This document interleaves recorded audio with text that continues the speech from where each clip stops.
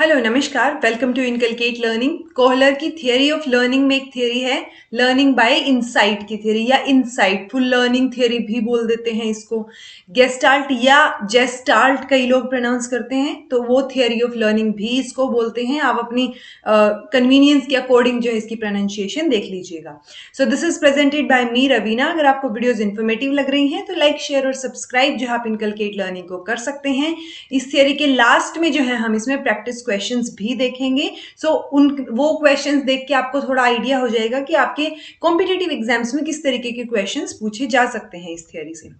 तो अगर हम गेस्टाल्ट थियरी ऑफ लर्निंग की बात करें तो गेस्टाल्ट थियरी के जो प्रोफाउंडर हैं या जो प्रपोज की है जिन्होंने सबसे पहले, वो है मैक्स वर्दिमियर। तो ये नाम आपको याद रखना पड़ेगा। ये जर्मन साइकोलॉजिस्ट हैं। यूजुअली जर्मनी में ही ये जो गेस्टाल्ट साइकोलॉजी या गेस्टाल्ट थियरी ऑफ लर्निंग, इनका क्या है, जर्मनी से काफी लेना देना है। और ये जो वर्ड है गेस्टाल्ट, इसका मैंने बताया ना आपको, जर्मनी के साइकोलॉजिस्ट के द्वारा ये जो है बोर्न हुआ है, इसका जन्म हुआ है जेस्टाल्ट थियरी का या जेस्टाल्ट साइकोलॉजी का।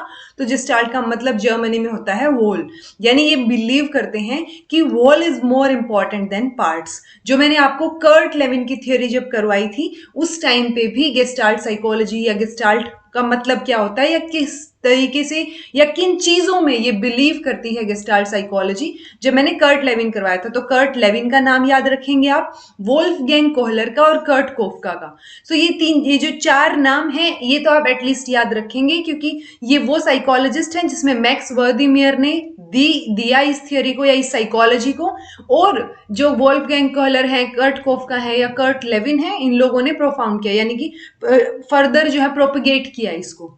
ठीक है जी, मतलब हमने देख लिया है होल को ज्यादा इंपॉर्टेंस देते हैं ये। होल मतलब फॉर एग्जांपल अगर आप बीइंग अ टीचर आप क्लास में पढ़ा रहे हैं, तो आप क्या करेंगे, पहले एक समरी सी या उसके बारे में ओवरव्यू देंगे किसी भी चीज के बारे में, ठीक है।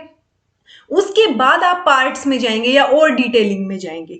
जैसे कई बार मैंने आपको जब ये जो करवाई थी नेशनल एजुकेशन पॉलिसी, जब मैंने आपको करवाई थी नेशनल एजुकेशन पॉलिसी 1986, उस दौरान मैंने आपको शुरू में, अगर आपने गौर किया हो तो शुरू में एक ओवरव्यू दिया था। मैं मोस्टली वीडियोस में जहां पे जरूरत है वहां पे मैं ओवरव्यू देने की ट्राई करती हूँ कि आपको पहले एज अ होल एक स्टोरी सी पता हो। अगर आपको एज अ होल पता होगी तभी तो उसके अंदर क्या क्या पार्ट्स हैं आप उनको अच्छे तरीके से एक्सप्लेन कर पाएंगे, राइट। मान लो एक टीचर है, वो उनको फ्लावर के बारे में बच्चों को पढ़ाना है, फूल के बारे में पढ़ाना है, तो वो अगर क्लास में एक फ्लावर या फूल लेके आते हैं, सो वो जो एक पहले कंप्लीट बताएंगे कि हाँ भाई ये फ्लावर है, इसके जो पार्ट्स हैं फिर वो अलग अलग पार्ट्स पे जाएंगे। तो वो पहले क्या है, एज अ होल आप लेंगे उस चीज को, कंप्लीट के बारे में बात करते हैं। तो वो जो होल है ना, उसमें ये बिलीव करते हैं ये साइकोलॉजी, ठीक है। तो जेस्टाल्ट थियरी जो है वो किस पे बेस्ड है, on the idea that learning is a result of observing and comprehending stimuli in relation to one another, not just individually. So ये होल के साथ साथ मतलब कनेक्ट करते हैं। ऐसा नहीं है कि ये बिल्कुल इंडिविजुअल किसी चीज के बारे में बात करेंगे या पर्टिकुलर किसी एक पार्ट के बारे में बात करेंगे। ये जो साइकोलॉजी है या ये जो थियरी है, ये किस बारे में बात करती है, ये कॉम्प्रिहेंसिव चीजों के बारे में बात करती है कि रिलेशनशिप क्या है एक दूसरे के साथ उन चीजों का, उनके ऊपर ज्यादा एम्फोसिस करती है। सो ये फर्दर एम्फोसिस करती है इंपॉर्टेंस ऑफ इंडिविजुअल्स अवेयरनेस, किसके बारे में, उसके एनवायरमेंट के बारे में, और कैसे वो इंटीग्रेट करते हैं प्रीवियस नॉलेज और एक्सपीरियंस को बाकी चीजों को सीखने में। यानी कि हम प्रीवियस नॉलेज को अभी आगे चीजें सीखने के लिए इंटीग्रेट कर रहे हैं। ऐसा नहीं है कि पहले के एक्सपीरियंस या प्रीवियस नॉलेज का कोई फायदा नहीं हो रहा है, राइट। तो वो क्या है, एज अ होल आप चीजों को लेके चलेंगे। तो ये वर्ड जो है वो बहुत इंपॉर्टेंट हो जाता है, और ये वर्ड जर्मन लैंग्वेज में जेस्टाल्ट का मतलब होल होता है। ये बात भी याद रखनी है, कई बार पूछ लिया जाता है किस लैंग्वेज से रिलेटेड है। ठीक है जी।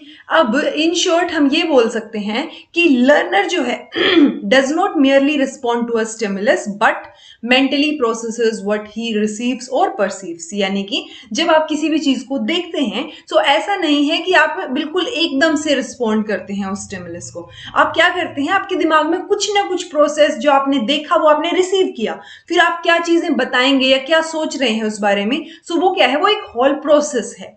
जेस्टाल्ट थियरी जो है वो माइंड का जो पर्सपेक्टिव है, जो परसेप्शन है कि आप किसी भी चीज को देख के क्या सोच रहे हैं, क्या परसेप्शन है उस चीज से रिलेटेड, उसके बारे में ये फोकस करती है। जो लोग हैं इसमें, यानी जो मैंने आपको साइकोलॉजिस्ट का नाम बताया, उनको जेस्टाल्ट थियरिस्ट बोलते हैं। और जेस्टाल्ट साइकोलॉजिस्ट या जो थियरिस्ट हैं वो ट्रायल एंड एरर को नहीं मानते, ठीक है। सो वो ट्रायल एंड एरर की जो थियरी है उसको क्या करते हैं, डिसमिस करते हैं। ट्रायल एंड एरर की थियरी को डिसमिस एक और इंसान करते हैं, वो है टोलमैन।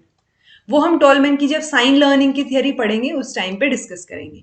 यानी अगर ये जो अब यहाँ पे हम फर्दर पढ़ेंगे, ये जेस्टाल्ट साइकोलॉजी का हो गया। अब हम कोहलर का पढ़ेंगे कि जो जेस्टाल्ट साइकोलॉजिस्ट हैं कोहलर, वोल्फगैंग कोहलर, उन्होंने बहुत सारे एक्सपेरिमेंट्स परफॉर्म किए बहुत सारे चिंपैंजीज पे, ठीक है। और वो एक रिजल्ट पे पहुंचे कि हाईएस्ट टाइप ऑफ लर्निंग क्या है, वो है थ्रू इनसाइट। इनसाइट का मतलब क्या होता है वो अब हमें पता होना चाहिए। उससे पहले हम देख लेते हैं theory of learning by insight जो है वो किसने दी है, वोल्फगैंग कोहलर ने। कुछ एक चीजें जो आपको याद रखनी है वो क्या है, 1925 में वोल्फगैंग कोहलर की एक बुक जो है वो पब्लिश होती है, मेंटालिटी ऑफ एप्स, ठीक है। इसमें वो एक्सपेरिमेंट्स जो हैं वो इसमें डाले गए हैं, या उन एक्सपेरिमेंट्स को यूज करके एनालाइज करके इस बुक को लिखा गया है। कौन से एक्सपेरिमेंट्स को, जो कि चिंपैंजीज पे किए थे 1913 से 1917 के बीच में, कैनरी आइलैंड में एक जगह पे जहां पे ये काम करते थे, ठीक है। सो हमें मेजर क्या याद रखना है, एक कैनरी आइलैंड याद रखना है। 1913 से 1917 के बीच एक्सपेरिमेंट परफॉर्म हुए, लेकिन बुक कब लिखी गई, 1925 में। और इस थियरी को जेस्टाल्ट थियरी ऑफ लर्निंग भी बोला जाता है। अब कोहलर ने बहुत सारे, ये जो फेमस एक्सपेरिमेंट है कोहलर का चिंपैंजीज पे, तो ये उन्होंने एक चिंपैंजी पे नहीं किया था, ये 9 चिंपैंजीज के, मतलब बहुत सारे चिंपैंजी थे। मेजरली अगर आप बिल्कुल पर्टिकुलर जाएं तो 9 चिंपैंजीज पे उन्होंने एक्सपेरिमेंट किया था। ये जो नंबर है ये इनकी बुक में मेंशन्ड है, ठीक है। और जो पिक्चर्स हम देखते हैं चिंपैंजीज के ऊपर, वो सारी पिक्चर्स भी कहां पे हैं, मेंटालिटी ऑफ एप्स जो है वहां पे मेंशन्ड है उस बुक में। सो इन्होंने बहुत सारे एक्सपेरिमेंट इन चिंपैंजीज पे किए, और वो भी अलग अलग एज के चिंपैंजीज पे, ऐसा नहीं है कि सेम एज के हों। सो अलग अलग एज के चिंपैंजीज पे। इससे क्या पता चलता है कि जो चिंपैंजीज जो काम करेंगे या जो उनकी इंसाइटफुल लर्निंग होगी, वो एज जो है वो भी फैक्टर होगा कि वो अफेक्ट करे उस चीज को। यानी फैक्टर्स अफेक्टिंग में अगर हम बात करें तो एज भी अफेक्ट करेगी, मैच्योरिटी भी अफेक्ट करेगी, एनवायरमेंट भी अफेक्ट करेगा, तो वो सारी चीजें यहाँ पे अफेक्ट करेंगी। और यहाँ पे उन्होंने बहुत सारे ऑब्जेक्ट्स का भी यूज किया, उन्होंने बॉक्सेस का यूज किया, पोल्स का यूज किया, स्टिक्स का यूज किया, ठीक है। So theory of insight, learning by insight जो है, उसमें इंसाइट जो हम इतनी देर से बोल रहे हैं उसका मतलब है क्या। सो इंसाइट क्या होता है, सडन अंडरस्टैंडिंग। यानी आप बैठे हैं और आप सोचे जा रहे हैं या आप कुछ करके देख रहे हैं ट्रायल, तो उसमें क्या होता है कि आपको सडनली कोई आइडिया आता है। जैसे टीवी पे दिखाते हैं ना कि 4-5 लोग मिलके कोई प्लान बना रहे हैं और सोच रहे हैं कुछ, सडनली उनमें से एक बोलता है कि आइडिया, तो वो वाला जो आइडिया है ना वो यहाँ पे इंसाइट है। इंसाइट मतलब कि एक सडन अंडरस्टैंडिंग है कि जो प्रॉब्लम थी आपकी उससे रिलेटेड आपको सडन कोई सोल्यूशन नजर आया, तो वो सडन सोल्यूशन क्या है, इंसाइट है। यानी the sudden understanding of a solution to a problem और without any process of trial and error. तो ये ट्रायल एंड एरर को तो इन्होंने पहले ही नकार दिया। यानी कि जब चिंपैंजी के ऊपर ये एक्सपेरिमेंट कर रहे हैं, सो वो जो चिंपैंजी ने जैसे भी रिएक्ट किया, तो उस चिंपैंजी के रिएक्शन को ये क्या मान रहे हैं, ये ट्रायल एंड एरर नहीं मान रहे, उस रिएक्शन को ये इंटेलिजेंस मान रहे हैं कि उसने जो है इंटेलिजेंटली सोच के जो है वो कुछ एक्ट किया है या जवाब दिया है, ठीक है। सो इनका ये भी मानना है कि जितनी भी डिस्कवरीज हैं या इन्वेंशंस हैं वो सारी की सारी किससे आती हैं, इनसाइट से आती हैं, ठीक है जी। सो मुझे लगता है इतना आपको समझ आया होगा। कुछ भी समझ ना आया हो तो आप कमेंट बॉक्स में कमेंट करके पूछ लीजिएगा। अब इन्होंने ना बहुत सारे एक्सपेरिमेंट किए थे, लेकिन कुछ ही 2-3 एक्सपेरिमेंट हैं जो आपको कहीं ना, मतलब आप जब पढ़ते हैं या किसी बुक में या कोई टीचर आपको पढ़ा रहा है तो इन्हीं 2-3 एक्सपेरिमेंट्स में आपको चीजें पता चलेंगी। यानी कि एक हमारे पास क्या है, चिंपैंजी है। चिंपैंजी को क्या किया, थोड़ी देर भूखा रखा और उसके बाद एक केज में बंद कर दिया, ठीक है। केज लगा लीजिए, रूम लगा लीजिए, ठीक है। सो वो रूम में या केज में बंद कर दिया।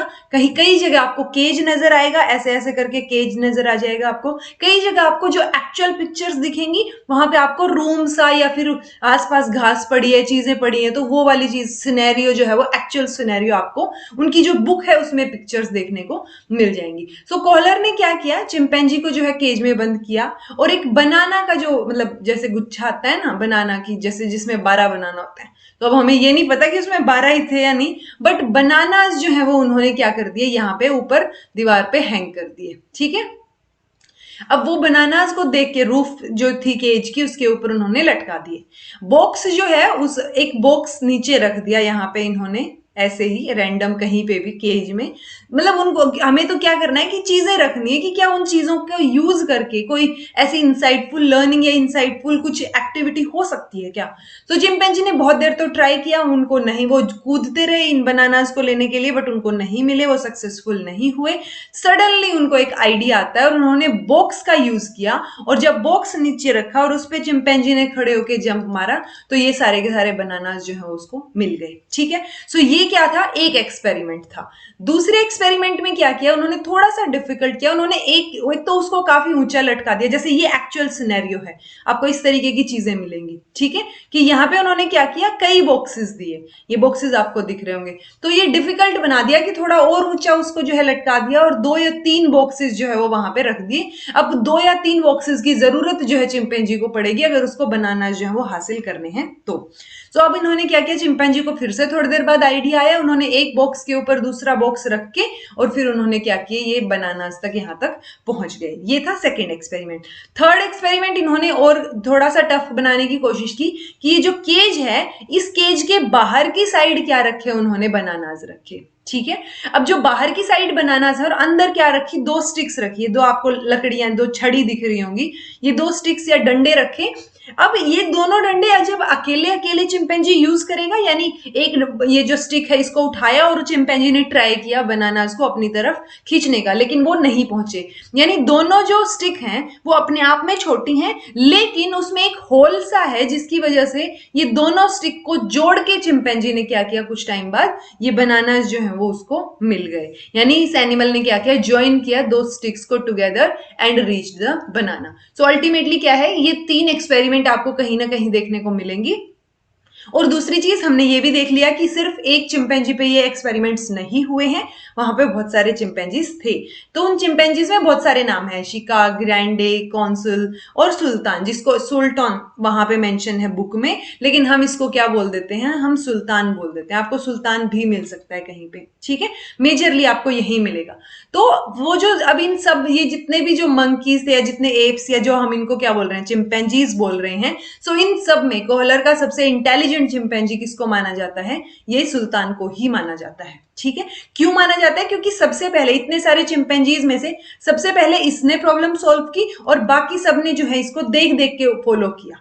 सो वो इसीलिए सुल्तान को क्या है, सबसे इंटेलिजेंट बोला है इन्होंने। यानी विद सच एक्सपेरिमेंट्स कोहलर ने क्या कंक्लूड किया कि जो सोल्यूशन है प्रॉब्लम्स का, उसके जो एप्स हैं वो ट्रायल एंड एरर का मैकेनिज्म यूज नहीं कर रहे कि वो कोशिश कर रहे हैं ये नहीं तो ये सही, तो वो ट्रायल एंड एरर पे फोकस नहीं कर रहे ये चिंपैंजीज, जबकि ये किस पे फोकस कर रहे हैं, इंटेलिजेंट है ये, फोकस इनका फोकस ट्रायल एंड एरर पे नहीं है। कोहलर का ऐसा मानना था, उन्होंने इंटरप्रेट किया कि ये जो चिंपैंजीज हैं, ये जो एनिमल्स हैं, इन्होंने ट्रायल एंड एरर का मैकेनिज्म जो है वो नहीं अपनाया, बल्कि इन्होंने प्रॉब्लम्स को इंटेलिजेंटली सॉल्व किया है। और उस इंटेलिजेंस को इन्होंने इनसाइट वर्ड दे दिया कि ये जो इनसाइट है वो डिस्क्राइब करता है इनकी चिंपैंजीज की लर्निंग को। ऑल्दो चिंपैंजीज से पहले उन्होंने डॉग पे, कैट पे, बाकी सब पे भी कईयों पे उन्होंने एक्सपेरिमेंट करके देखे थे, वो एक्सपेरिमेंट्स जो है वो सक्सेसफुल नहीं हुए। लेकिन कोहलर ने ये भी बोला कि वो एक्सपेरिमेंट सक्सेसफुल नहीं हुए, दैट डजंट मीन कि जो डॉग हैं या जो बाकी एनिमल हैं वो इंसाइटफुल लर्निंग उनमें नहीं है या वो जो है इतने इंटेलिजेंट नहीं है। ये चीज इन्होंने वहां पे एक्सेप्ट की कि जरूरी नहीं है कि उन पे एक्सपेरिमेंट जो है कंप्लीट नहीं हुआ, सक्सेसफुल नहीं हुआ, इस वजह से उनमें इंसाइटफुल लर्निंग नहीं हो सकती। सो इंसाइटफुल थियरी ऑफ लर्निंग पे क्या चीजें हमें पता चली, एक तो ये ऑल ऑफ सडन होती है, मतलब एकदम से सडन एनलाइटनमेंट होकर आपको सडनली कोई आइडिया आ गया। सो वो आइडिया वाली जो सिचुएशन है वो क्या है, इंसाइटफुल लर्निंग है। ठीक है, कि आप कोई भी काम कर रहे हैं, जब आप स्ट्रगल कर रहे हैं उस चीज से रिलेटेड, फिर आपको एक sudden, all of the sudden एक आइडिया आता है। सो इनसाइट जो है वो एनहेंस करती है इंडिविजुअल की एबिलिटी टू परसीव और वो चीजों को समझने की इंस्टिंक्टिवली, कि आप उन चीजों को या किसी इंसान को जब आप कुछ समझने की या जानने की कोशिश कर रहे हैं, सो ये इंडिविजुअल की एबिलिटी को जो है वो एनहेंस करता है। Individual does not rely on behaviour और observation, insightful does not rely, it is just a sudden realization of problem by intuition. तो ये suddenly ही आप realize करते हैं problem का solution जो है, तो ये intuitively है, यानी कि intuition wise ये आपकी gut feeling या अंदर से आपको एक idea आया और वो idea काम कर गया, तो इसीलिए ये trial and error नहीं मानते इसको, ये insightful learning मानते हैं, ठीक है। सो behavior या observation के ऊपर ये depend नहीं करती, ये एक intuition या sudden realization के ऊपर depend करती है। अब अगर हम एट्रीब्यूट्स देखें, एट्रीब्यूट्स का अगर हम मीनिंग देखें हिंदी में तो हो जाएगा गुण। अगर हम यहाँ पे पॉइंट ऑफ व्यू लेके चलें तो एट्रीब्यूट्स ऑफ इंसाइटफुल लर्निंग या इंसाइटफुल थियरी ऑफ लर्निंग, मतलब इसमें क्या क्या पॉइंट्स हैं जो चीजें हमें ध्यान रखनी है, ठीक है। इनसाइट एक तो सडन है, ये बात आपको याद रखनी है। दूसरा, ये वर्ड आपको मिलेगा यूरेका।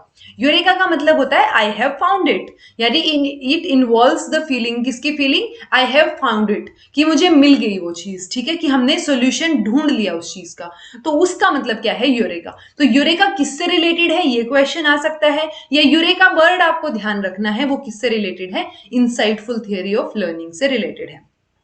अब आपको कोई चीज मिल गई है तो वो एक मजा सा आ जाता है ना कि आहा मजे आ गए भाई, तो वो जैसे वो मौज कर दी चल रहा था, तो वैसे ही क्या है, ये जो आहा मोमेंट है उसको एक्सप्रेस करने के लिए भी इनसाइट वर्ड जहां पे काम करेगा। यानी जो इनसाइटफुल लर्निंग है उसमें यूरेका और आहा मोमेंट, ये दो चीजें आपको ध्यान रखनी है। अब जो इनसाइट है वो अल्टर कर देगा परसेप्शन को, क्योंकि इनसाइटफुल लर्निंग की वजह से आपको जो सडन आइडिया आया उसकी वजह से आपका जो ऑलरेडी परसेप्शन था किसी चीज को लेके, जो चीज आप सोच रहे थे वो परसेप्शन जो है वो चेंज होगा। यहाँ पे पास्ट एक्सपीरियंसेस जो है वो इंपॉर्टेंट रोल प्ले करते हैं। Age, intelligence, learning situations, environment जो मैंने आपको बताया था, तो वो कई चीजें जो है वो इनसाइटफुल लर्निंग को या इनसाइट लर्निंग को क्या करेंगी, इन्फ्लुएंस करेंगी, अफेक्ट करेंगी। तो फैक्टर्स अफेक्टिंग अगर आपसे पूछा जाए तो वो एज होगा, इंटेलिजेंस होगा, लर्निंग सिचुएशन होंगी, आपके पास के एक्सपीरियंसेस होंगे, तो ये सारी चीजों का फर्क पड़ेगा इनसाइट लर्निंग के ऊपर। So insight learning is related to associative learning, यानी ये चीजों के कनेक्शन की, एसोसिएटिव मतलब कि आप एक चीज को दूसरी चीज से कनेक्ट कर रहे हैं, वही चीज क्या है, जेस्टाल्ट साइकोलॉजी होल की बात करती है। सो ये एसोसिएटिवली बात करते हैं, तो एसोसिएटिव लर्निंग से भी कहीं ना कहीं ये रिलेटेड है। अंडरस्टैंडिंग और मेच्योरिटी ये भी अफेक्ट करेगी, यानी फैक्टर्स अफेक्टिंग में कि आप कितना समझ पा रहे हैं, आपका मेच्योरिटी लेवल क्या है, एज क्या है, इंटेलिजेंस क्या है, ये सारी चीजें जो है वो अफेक्ट करेंगी। इनसाइट जो है वो रिलेटिव है किसके, इंटेलेक्चुअल डिग्री के, यानी the better kind of animal such as human beings, वो क्या है, एक्स्ट्रा इनसाइट होगी अदर देन जो पार्टिसिपेंट है लोअर स्पीशीज के, उनके कंपैरिजन में। तो ये रिलेटिव है कहीं ना कहीं किसके, इंटेलेक्चुअल डिग्री के। Sometimes insight learning is closely up to the organism's capacity to learn. So organism की particular capacity क्या है, जैसे हमने बताया कि lower species के comparison में human beings जो है, human being भी तो animal ही है ना, तो human being जो है वो क्या है, थोड़ा सा higher level की species है। So उनमें क्या है, understanding या insight जो है वो capacity जो है, capacity organism की सीखने की वो ज्यादा रहेगी इसमें, ठीक है। सो ये एट्रीब्यूट्स हो गए।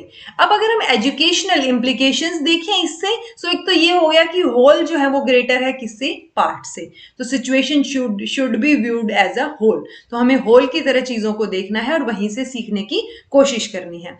अब जो ब्लाइंड फंबलिंग या मैकेनिकल ट्रायल एंड एरर है वो यहाँ से कम हो गई, क्योंकि ट्रायल एंड एरर को तो हम मान ही नहीं रहे ना, तो वो यहाँ यूज किया जा सकता है कि लर्नर को जो है फंबल करने की बजाय या ऐसे ही वो तुक्के मारने की बजाय किसी भी चीज में उनको रिलेशनशिप, रेलेवेंट रिलेशनशिप और इंटेलिजेंटली एक्ट करना चाहिए। यानी कोई भी चीज आपको दी जा रही है, कोई प्रॉब्लम आपको सॉल्व करने को दी जा रही है, तो आप उसको लॉजिकली और उसके साथ कनेक्शन बना के देखने की कोशिश कीजिए। ऐसा नहीं होना चाहिए कि आप फंबल मार रहे हैं या मैकेनिकली आप करके देख रहे हैं हर चीज को, ट्रायल एंड एरर, ठीक है। सो वो ये क्या कह रहे हैं, ये जो है एजुकेशनल इंप्लीकेशन इसकी मानी जाती है कि आपको लर्नर को क्या करना चाहिए, रेलेवेंट रिलेशनशिप देख के लॉजिकली और इंटेलिजेंटली एक्ट करना चाहिए, ठीक है।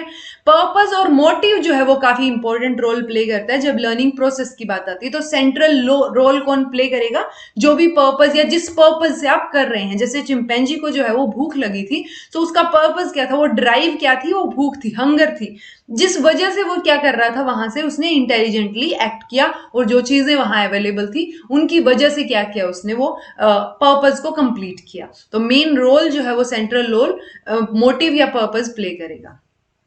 सब्जेक्ट मैटर या जो लर्निंग मटेरियल है जब टीचर प्रेजेंट करता है सो वो जेस्टाल्ट फॉर्म में प्रेजेंट किया जाना चाहिए, यानी एज अ होल। जैसे मैंने आपको फ्लावर का एग्जांपल दिया था कि जब वो फ्लावर दिखा रहे हैं तो वो पहले एज अ होल उसके बारे में बताएं, फिर अलग अलग पार्ट्स के बारे में बताएं। तो होल टू पार्ट्स की जर्नी जो है यहाँ रहेगी।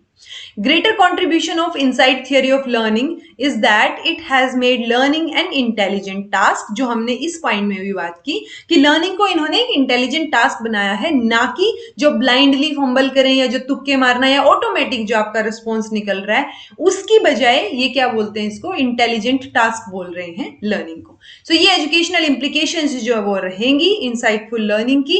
अब क्वेश्चंस जो है वो देख लेते हैं क्या क्या रहेंगे।